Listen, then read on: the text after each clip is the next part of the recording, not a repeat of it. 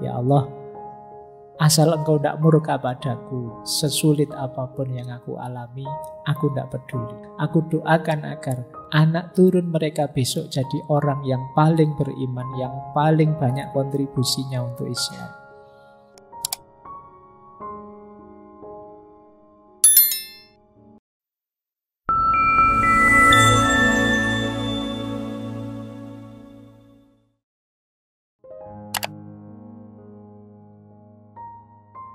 Assalamualaikum warahmatullahi wabarakatuh. Bismillahirrahmanirrahim. Ini adab bersahabat khas Rasulullah. Rasulullah itu kalau pada sahabat-sahabat beliau yang pertama suka silaturahim, suka mengunjungi, bahkan pada musuh sekalipun. Jadi tentu saja mengunjungi dengan senyum. Kemudian tidak menunjukkan sikap menghina. Sikap loh ya, bahkan bukan kata-kata. Kalau kata-kata jelas tidak boleh, bahkan sikap saja. Jadi ya macam-macam sikap yang menghina sahabat itu ya macam-macam. Mungkin kalian tidak terasa. Misalnya di warung berdua, temenmu sedang akhir bulan, jadi makannya dia cuma ngambil tahu satu sama sambal. Kamu uangmu masih banyak, wah kamu makannya mewah sekali loh. Nanti duduknya jejer. Dan dengan santainya kamu menikmati makananmu, dia cuma ngelirik sambil makan hanya tahu satu tadi. Nah ini kan adab sebenarnya. Mbok ya agak hati-hati. Jadi jangan sampai ya kalau memang ingin duduk berdua ya berbagilah. Nah perilaku yang semacam ini bagian dari kita tidak hormat padanya, tidak menghargai dia. Hargailah temanmu. Bahkan jangan menunjukkan sikap yang menghinakan. Mentang-mentang kamu dapat A, temanmu dapat E, terus wah gayamu di depan temanmu koyo. Nah jangan. Makanya belajar dong, makanya jangan ngeluyur saja, makanya wah, itu kan menyakitkan. Terus jangan menakuti atau menakutkan mereka, serta jangan takut pada mereka. Ngerti bedanya ya? Jangan menakuti, ini sebenarnya istilah dari Imam Ghazali. Jangan menakuti, jangan menakutkan, tapi juga jangan merasa takut. Menakuti itu berarti perilakumu membuat dia takut. Menakutkan itu kamu menceritakan, mengatakan sesuatu untuk membuat dia takut pada entah apa. Itu menakutkan. Jadi, jangan datang ke sana, nanti kamu dibantai loh. Itu menakutkan. Ada lagi, jangan merasa takut. Kita sendiri juga jangan merasa takut. Kalau Islam itu kan prinsipnya unsur akhoka dzaliman au madzluman. Jangan sampai ada yang zalim, juga jangan membiarkan dirimu dizalimi. Jadi dua-duanya harus bersih. Tidak ada kezaliman, tidak ada kemadzluman. Kemudian muliakan mereka, jangan sombong. Hormati mereka tapi jangan rendah diri di hadapan mereka. Berarti apa? Tetap harus setara dengan sahabat itu. Jangan ada tinggi rendah. Kemudian jangan berlebihan, jangan egois. Tentu saja sopan santunnya dijaga. Ala pak teman aja, santai aja, yonda. Justru teman itu kalian harus menjaga sopan santun. Oke, ini adab bersahabat yang dilakukan oleh Nabi. Nabi itu meskipun pada para sahabat beliau yang hakikatnya murid-murid beliau, itu ya sangat menghormati, sangat menghargai. Baik, kita lanjutkan. Nah, ini salah satu contoh apa sih yang kita bisa berikan pada sahabat kita. Ini sabdanya Rasulullah ya. Yang pertama, tabassumuka fi wajhi ahika laka sodakotun. Senyummu pada saudaramu itu sedekah. Wa amruka bil ma'ruf wa nahyuka anil munkar sodakotun. Engkau menganjurkan dia melakukan yang ma'ruf dan melarang dia melakukan yang mungkar, itu juga sodakoh. Kok punya teman kos malam-malam keluar mau kemana mas? Mau ngelitih misalnya. Mbok jangan. Ya terus kamu larang, mbok jangan mas, nanti ayo di kamar sini aja yuk kita main catur apa-apa kalau memang bosen apa ngopi kemana. Nah ini sodakohmu pada dia. Wa irsadukar rojula fi ardi dolali laka sodakotun.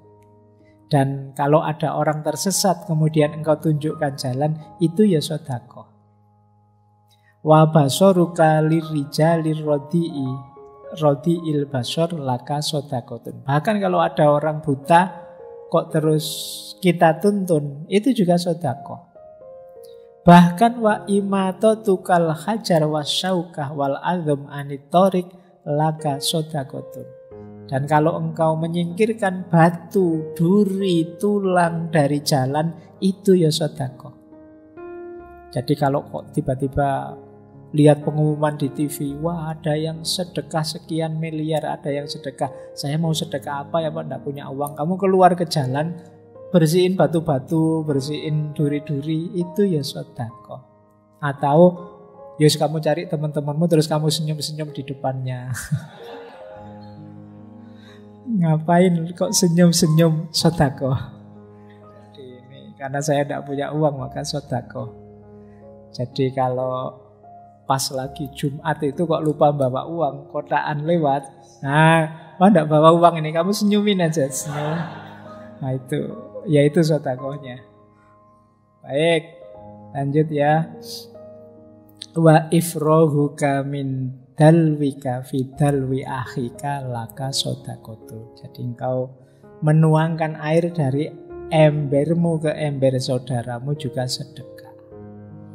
Kamu ditraktir teman misalnya ngopi bareng-bareng, wah dikasih kopi sak teko, dibeliin kopi sak teko.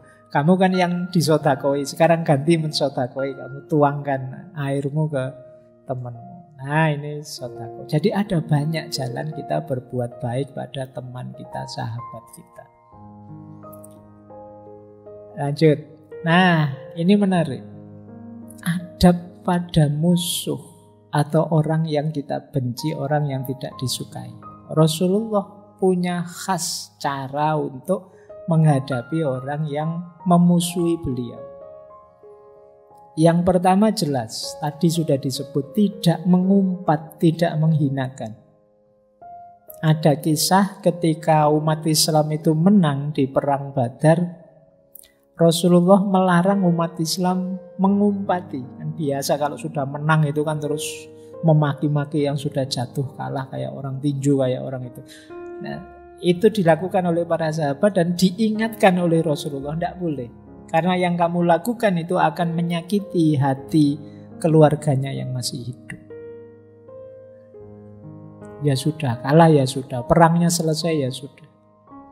Dia sudah terbukti salah, masuk penjara ya sudah. Tidak usah pakai diumpat oleh seluruh orang se-Indonesia, tidak usah. Jadi itu khas adabnya Rasulullah. Kemudian bahkan mendoakan musuh. Wah ini berat. Ini mendoakan beneran juga, bukan mendoakan saya doakan kamu segera masuk surga saat ini juga ketemu langsung, enggak begitu. Itu mendoakan mati. Nah, enggak, Rasulullah memang mendoakan. Mungkin teman-teman masih ingat peristiwa di Taif itu kan, saat beliau dakwah ditolak, malah beliau dilempari batu, dikejar-kejar, sangat tersiksa. Sampai beliau bermunajat yang kalimatnya mungkin teman-teman masih hafal ya, in lam takun wadiban alayya fala ubali. Ya Allah, asal engkau tidak murka padaku, sesulit apapun yang aku alami, aku tidak peduli. Nah ini sampai membuat Allah mengutus para malaikatnya disuruh mendatangi beliau. Jadi malaikat Allah sudah mendengar munajatnya Rasulullah. Kalau Rasulullah mau saat ini juga gunung Taif akan ditimpakan ke mereka.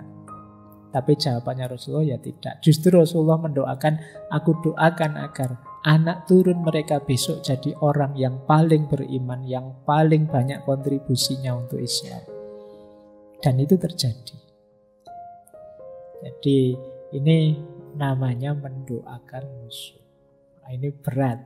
Kita biasanya sulit. Kalau mengumpat musuh gampang, mendoakan musuh sulit. Tapi Rasulullah mencontohkan begitu. Mendoakan benar tetap ya, bukan. Sekarang kan kalian pakai, saya doakan kamu biar dapat hidayah. Ah, itu tapi nadanya nada merendahkan. Tidak begitu. Didoakan beneran. Dan jangan melaknat musuh. Seperti apapun buruknya. Itu tadi yang saya singgung ya, hadisnya itu. Jadi satu ketika ada sahabat, qila ya Rasulullah, ud'u alal musyrikin. Wahai Rasulullah, berdoalah pada orang-orang musyrik. Berdoalah agar mereka ditimpa musibah. Berdoalah agar mereka hancur. Berdoalah agar mereka. Jadi ada sahabat yang minta Rasulullah berdoa begitu. Yang kadang-kadang kan belakangan saya lihat beberapa ada yang ingin itu. Semoga laknat Allah atas kalian. Tunggu saja bencana musibah akan menimpa kalian. Jadi kadang-kadang kan di medsos itu kalau sudah tidak suka dengan orang kan begitu. Tunggu saja rumahmu kebanjiran lah. Kalau kita tetangga rumahmu kebanjiran ya sampean ya dapat. Nah, jadi jawabannya Rasulullah apa? Inni lam ub'asu la'anan wa innama bu'istu rahmatan. Sesungguhnya aku tidak diutus sebagai pelaknat. Aku ini diutus untuk menyebarkan rahmat. Jadi ayo kita mendukung Rasulullah menyebarkan rahmat, bukan menyebarkan laknat. Ini nasihat untuk kita ya, jangan dipakai senjata untuk nembak orang lain. Kita kadang-kadang kalau ada gini, iya Pak kelompok sana itu Pak mesti begitu. Nanti kelompok satunya juga begitu. Oh kelompok sana duluan Pak, saya cuma meladeni saja. Nggak, wis ayo kita introspeksi diri saja ya. Semoga kita tidak jatuh di titik ini yang tidak dicontohkan oleh Rasulullah. Adab makan. Nah, Rasulullah makan juga punya rumus yang luar biasa. Yang pertama hanya makan yang halal, tidak sekedar halal tapi thayyib. Thayyib itu ya sehat, bergizi, manfaat. Tidak semua yang halal harus kamu telan. Kalau ada halal kok nanti nambah sakit misalnya ya harus kamu singkirkan. Berarti ada halal tapi tidak thayyib. Kemudian tidak makan sebelum lapar dan berhenti sebelum kenyang. Ini menarik rumus ini. Kalau kita kan sering rumusnya berbeda. Makan itu bukan karena lapar, tapi karena waktu. Meskipun mulai jam 8 sampai jam 12 nyemil terus. Begitu jam 12, wah makan siang nih. Jadi makannya karena waktu. Kadang-kadang, wah ini saya pengen makan siang, tapi kok masih kenyang ya rasanya perut ini. Ya jangan makan. Wong masih kenyang. Tapi kan waktunya makan siang Pak. Ya dalilnya tidak ada makan karena waktu itu. Makan itu karena lapar. Ya memang logikanya kalau mulai pagi kita sarapan sampai jam 12 tidak makan apa-apa yo lapar, memang saatnya makan memang. Tapi kalau sudah nyemil makan apa saja yo masih kenyang ya jangan makan, wong belum lapar. Rumusnya Rasulullah itu tidak makan sebelum lapar dan berhenti sebelum kenyang. Kenapa sebelum kenyang? Karena sudah terlanjur kenyang, perut penuh, ya nanti untuk yang lain tidak bisa. Mungkin untuk minum juga berat, untuk nafas juga berat. Jadi jangan sampai kenyang. Kalau kenyang itu berarti perut penuh. Perut terlalu penuh ya resiko, apalagi yang punya mah, punya lambung. Berdoa sebelum sesudah, makan minum tenang, tidak tergesa-gesa, nikmati setiap suapannya. Ini kayak teori mindful kemarin ya. Rasulullah lebih suka makan bareng orang banyak. Jadi di situasi apapun, lebih suka makan bareng-bareng, tidak sendiri-sendiri. Kalau kalian kan memang suka bareng-bareng kalau pas uang habis. Tapi kalau Rasulullah tidak, ya terus kalau mau lebih banyak berbagi beliau. Tidak suka makan makanan yang masih panas, ditunggu sampai dingin. Kalau kita kan sampai ngambil kipas angin itu kan, biar dingin ini kopinya apa gitu. Kalau Rasulullah ditunggu sampai dingin. Beliau suka daging, tapi yang paling sering dikonsumsi itu kurma kering dan air. Ya karena memang sederhana hidup beliau. Suka sayuran, labu, tomat, wortel, tapi tidak suka bawang putih, bawang merah. Meskipun beliau tidak mengharamkan. Beliau tidak pernah mencela makanan, tidak pernah menyisakan makanan. Sabda beliau banyak berkah pada makanan yang penghabisan. Bahkan beberapa riwayat sampai Rasulullah menjilati tangan beliau biar tidak ada sisa makanan yang terbuang. Beliau makan apa saja yang disediakan. Kalau tidak ada makanan juga tidak apa-apa, beliau akan puasa. Jadi tidak kok, wah ini kok belum ada sarapan, belum ada makanan ini. Tidak. Kok tidak ada makanan ya berarti hari ini puasa. Kok terus ada sahabat Rasulullah, ayo makan makanan. Oh iya, puasanya sekarang tidak jadi. Ini ada yang neraktir makan-makan. Jadi memang rumusnya begitu Rasulullah. Baik, ini adab makan. Jadi makan juga yang beradab. Jangan makan secara biadab. Ya, makan yang penting kenyang. Apa saja dimakan, tidak begitu. Tidur juga ada adabnya. Tidur yang teratur. Ini kuncinya kesehatan ya. Cepatlah tidur biar nanti bisa cepat bangun. Kenapa kalian sulit tahajud? Kenapa kalian sulit sholat malam? Kemungkinan kalian tidurnya telat. Atau tidak bisa segera tidur. Tidak terbiasa segera tidur. Kalau hari-hari ini mungkin banyak dipengaruhi oleh gadgetmu. Sebelum tidur pegang HP. Akhirnya yo nyekrol sana nyekrol sini sampai jam 12 malam. Tidak jadi tidur, tidak bisa bangun. Kemudian sebelum tidur sikat gigi, wudhu, sholat sunnah, dan membaca beberapa ayat Al-Quran.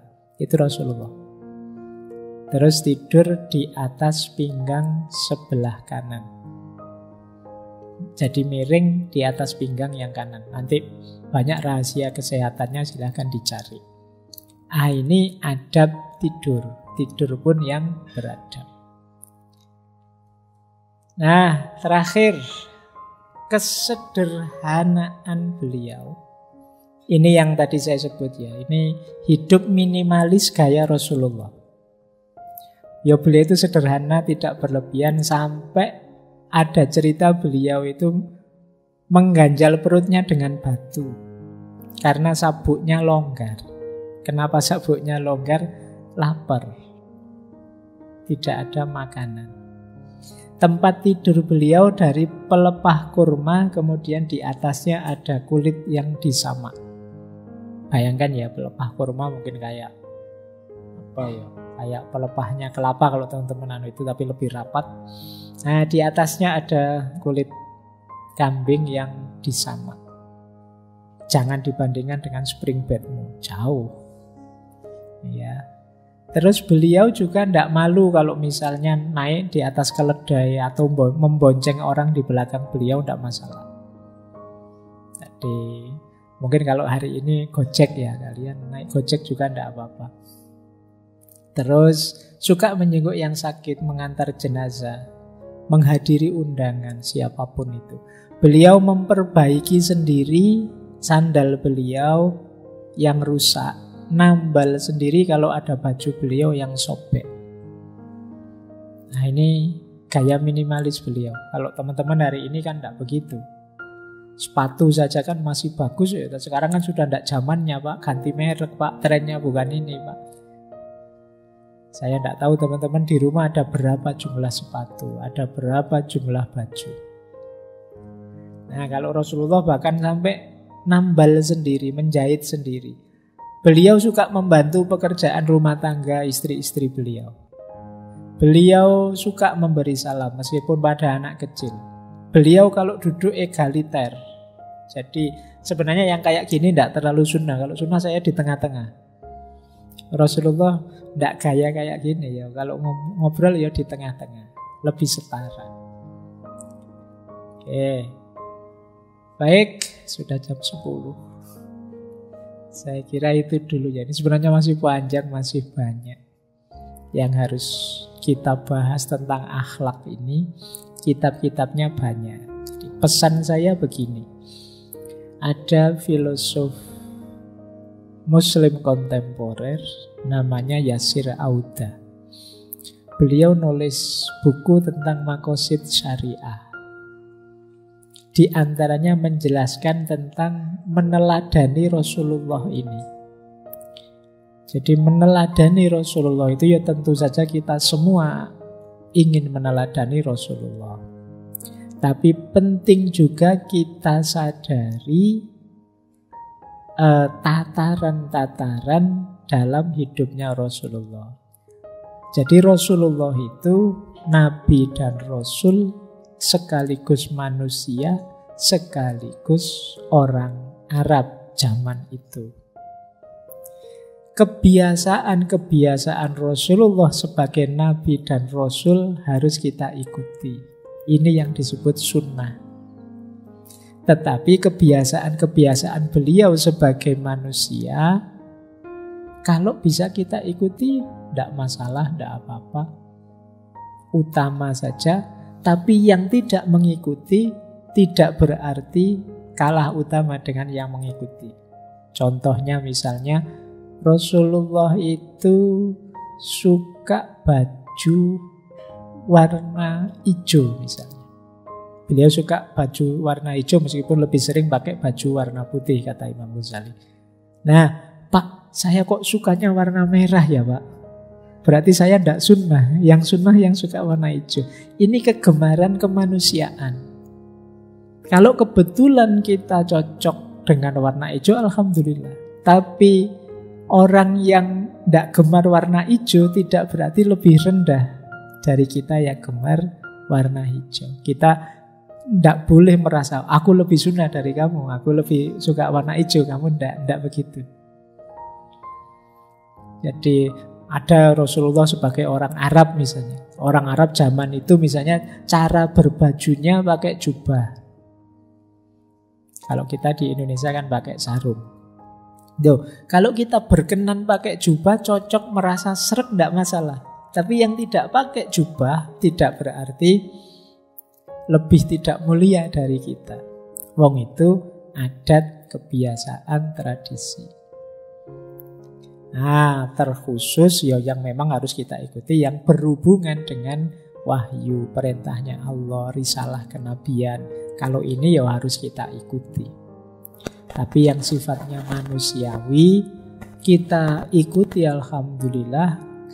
Tapi yang tidak gemar, tidak ikut ke situ tidak berarti nilainya lebih rendah dari kita yang mampu mengikuti.